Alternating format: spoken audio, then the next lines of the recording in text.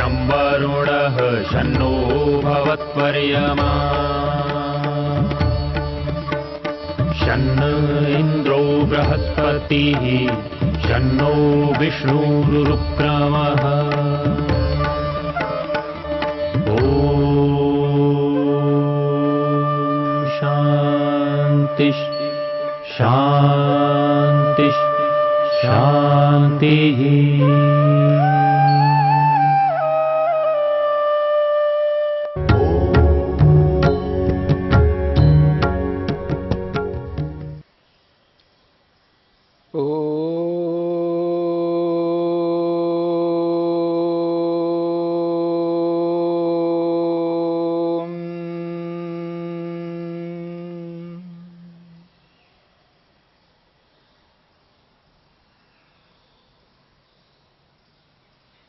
योग में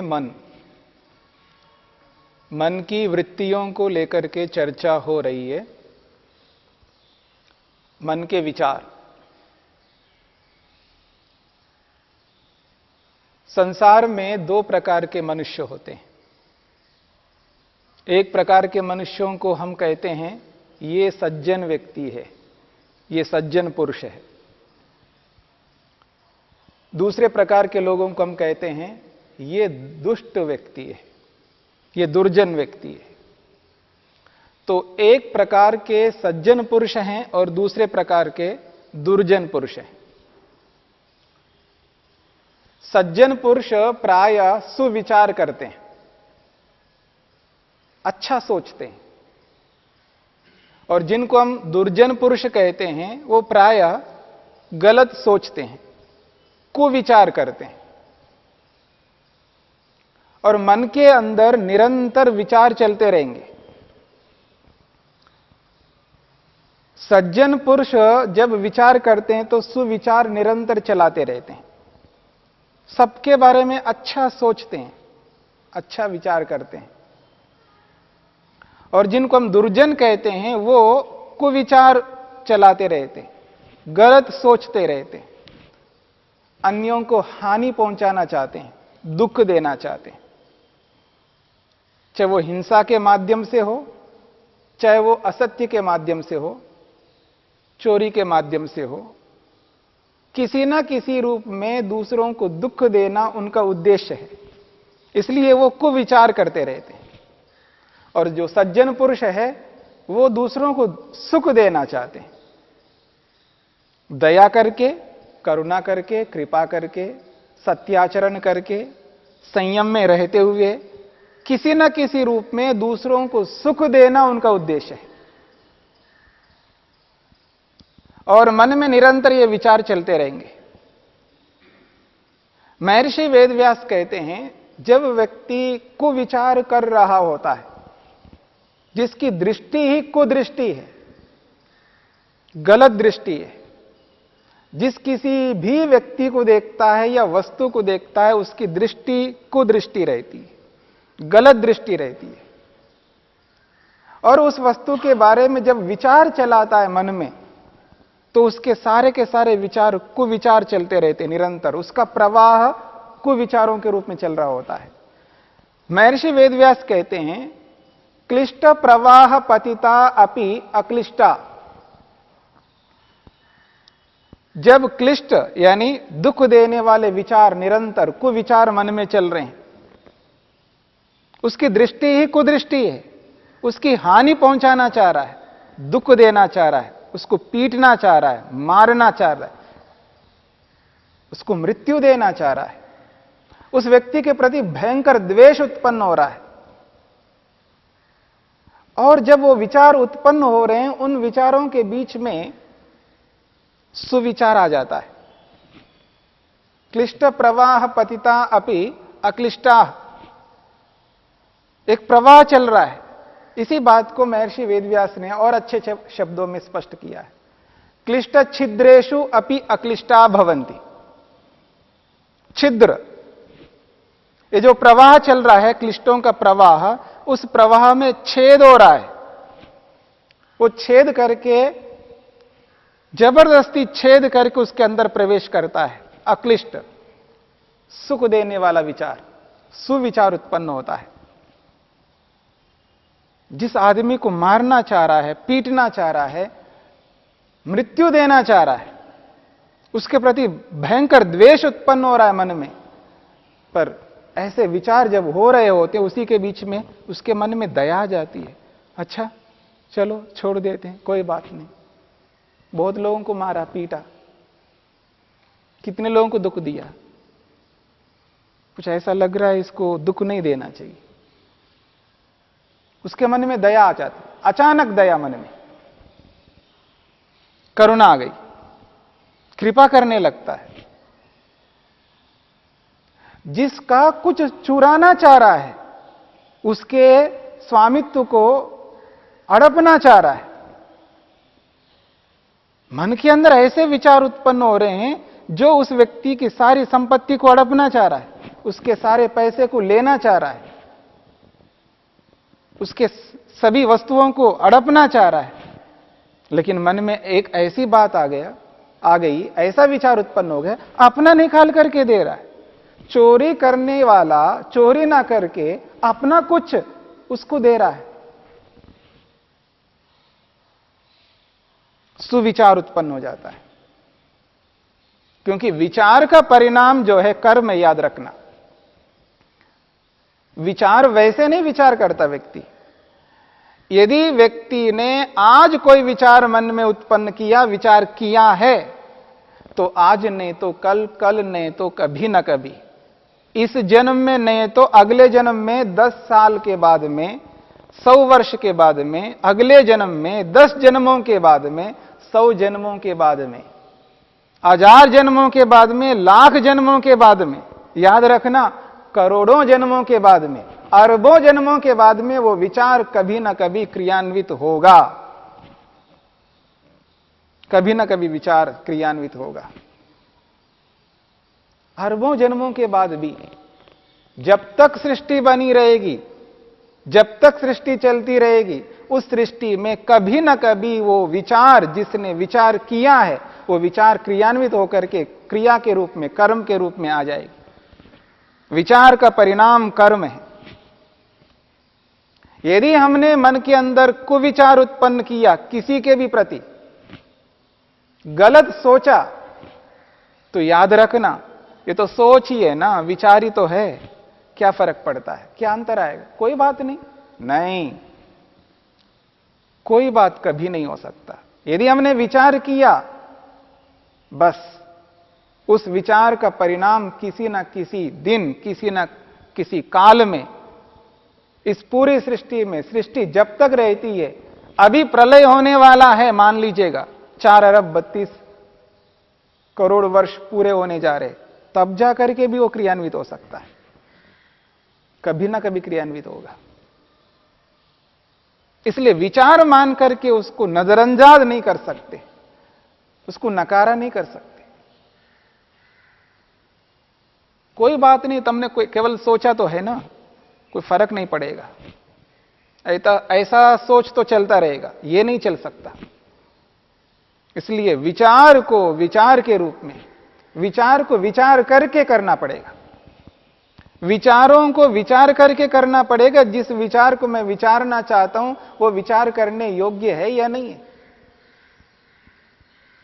यदि विचार करने योग्य है तो विचार करूंगा, ये संकल्प, ये विकल्प करना पड़ेगा, ये सोचना पड़ेगा कि ये जो मैं विचार करने जा रहा हूं, ये विचार करने योग्य है या नहीं है। यदि है तो करूंगा, नहीं तो नहीं करूंगा। इसलिए महर्षि वेदव्यास कहते हैं, क्लिष्ट प्रवाह पतिता अपि अक्लिष्टा, क्लिष्ट छिद्रेषु अपि अक्लिष्टा भवन्ति।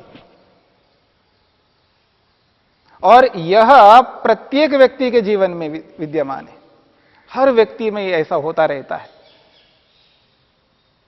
गलत विचार करता हुआ भी बीच बीच में वो सुविचारों को उत्पन्न करता है।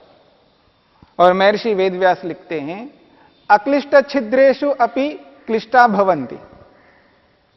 वो कहते हैं अक्लिष्ट विचार चल रहे मन में, बहुत अच्छा विचार चल रहा है,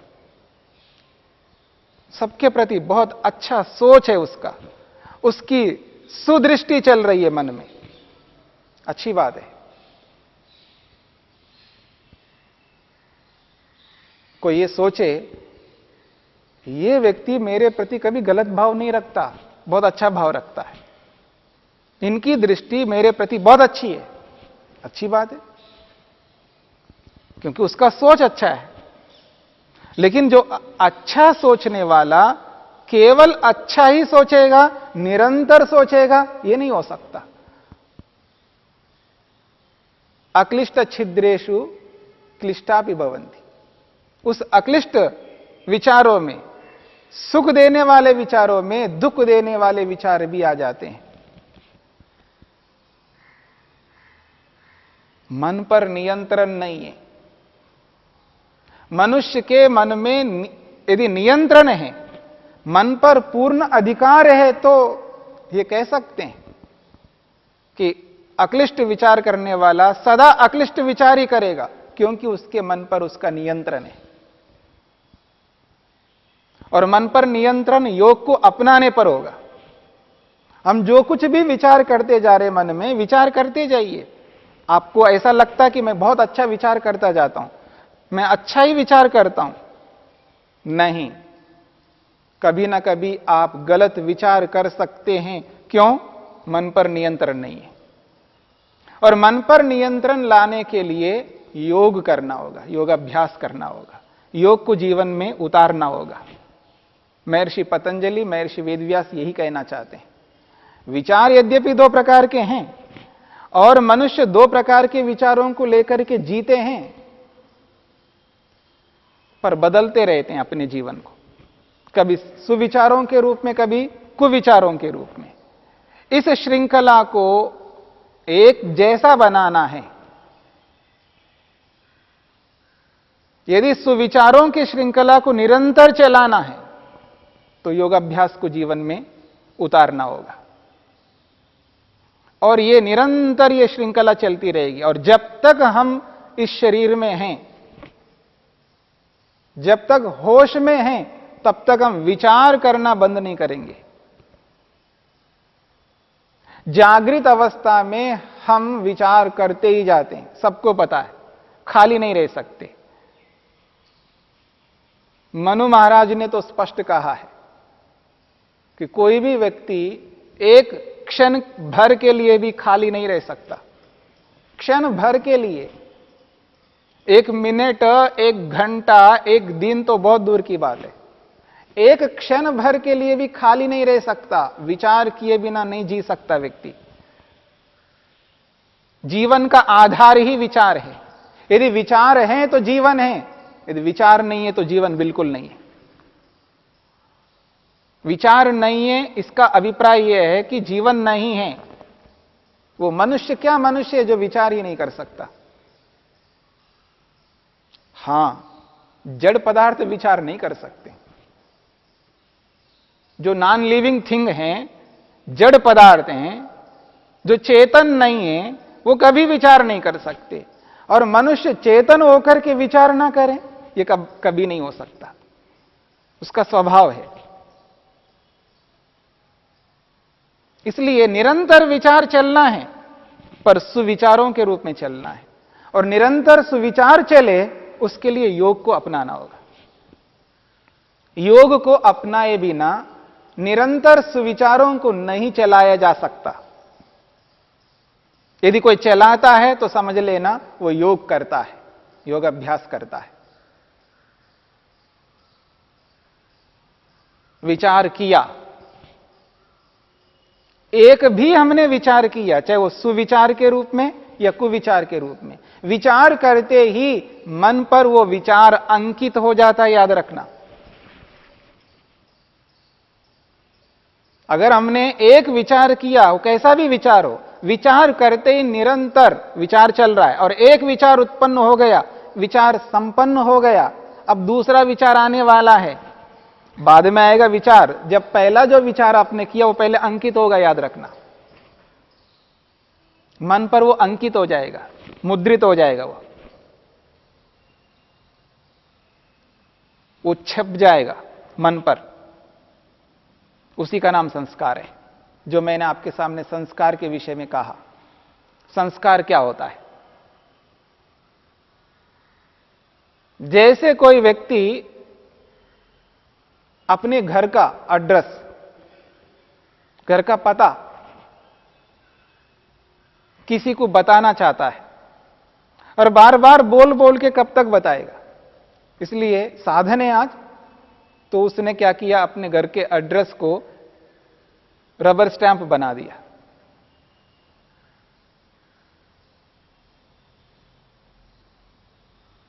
वो आजकल कार्ड भी, विजिटिंग कार्ड भी बनाते हैं, और वो व्यक्ति ऐसा है, वो विजिटिंग कार्ड कितना छपवाएगा, वो बहुत बड़ा संपर्क है उसका, उसने रबर स्टैंप बनवा दिया और जब जब जिस जिस को देना है वो स्टैंप लगा लगा करके देता है। तो रबड़ के ऊपर जो लिखा हुआ रहेगा और जब वो कागज के ऊपर, पेपर के ऊपर वो छपता है तो वैसा ही आएगा। जब वो ठप्पा लगाता है उसमें वैसा ही आएगा जैसा रबड़ में। बस ऐसा ही ठप्पा निरंतर लगता रहेगा हमारे मन में। विचार किया, ठप्पा लग गया, सेम वैसा ही विचार मन पर अंकित हो जाता है। और प्रातःकाल उठने से लेकर के रात्रि में सोने तक, देखिए जब से हम होश में आए तब से लेकर आज तक, और जब तक मरेंगे नहीं तब तक, पता नहीं कितना विचार किया होगा। कोई इसकी सीमा ही नहीं है, असीम है, गिन नहीं सकते हम, इसलिए असीम है। वो पूरा का पूरा संस्कार मन पर अंकित हो गया। अब मन पर अंकित हो गए वो संस्कार, अब वो नहीं जाने वाला है। आप कितना ही ना चाहो मैं ऐसा ना सोचूं, पर सोचोगे।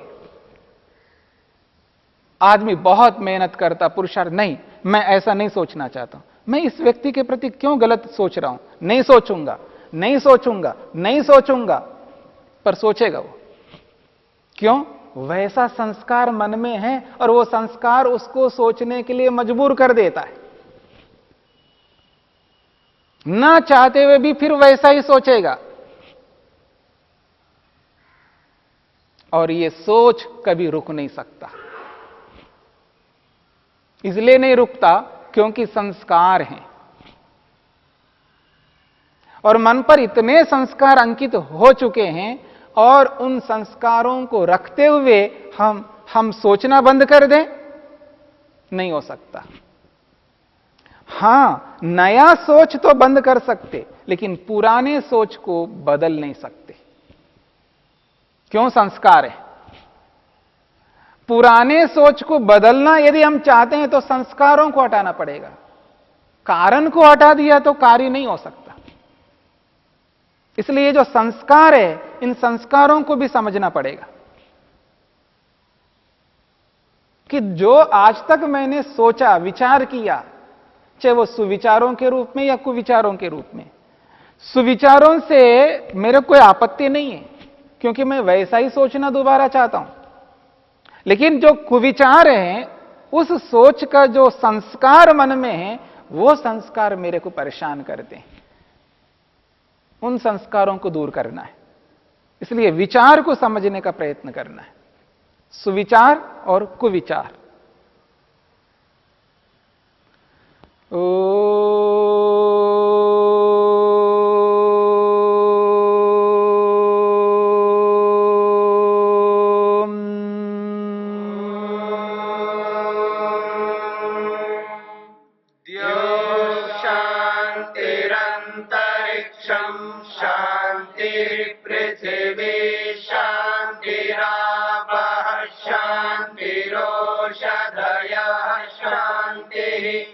वनस्पतयः शान्तिर्विश्वे देवा शान्तिर्ब्रह्म शान्ति सर्वं शान्ति शान्तिरेव शान्ति क्षमा शान्तिरेधि।